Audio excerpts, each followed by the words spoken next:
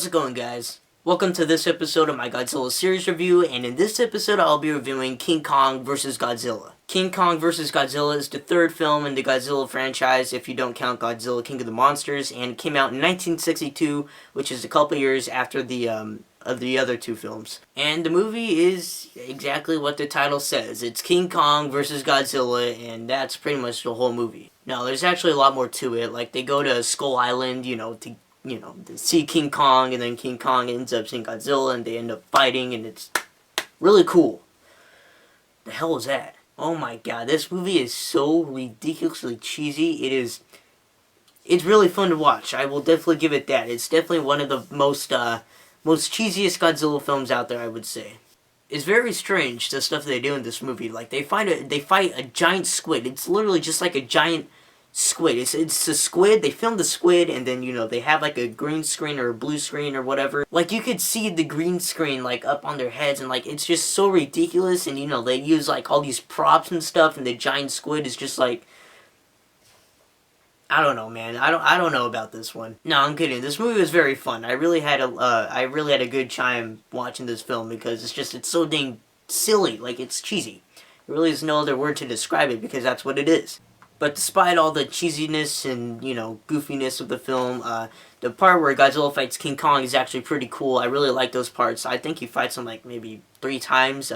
This movie's actually a lot more fast-paced than the last two, thankfully, because the last two are kind of boring, but this one's actually kind of focuses more on, like, the monster battles and when Godzilla fights King Kong, and of course it's the most cheesiest crap you've ever seen. It's just two guys in, like, monster suits fighting each other, just, like, wrestling, and they're throwing, like, fake prop rocks at each other, the classic stuff, the traditional monster movie stuff. After you watch this film, you can definitely see that the Godzilla franchise is taking a new turn as to, like, they're making it more kind of like, more suitable for children to watch, more goofy, more, not taking themselves as seriously as the first two. The first two were really good because, they actually took themselves seriously and they were actually pretty scary, but they just definitely made this one a lot more fun to watch. Also, there's been, like, a lot of myths going around since the movie's release. There's been a big dispute on who wins in King Kong vs. Godzilla. Is it King Kong or is it Godzilla? But for years now, people have been arguing, like, who wins? Is it King Kong or Godzilla? Because the ending doesn't really make it clear. I'm not going to spoil it for you, but,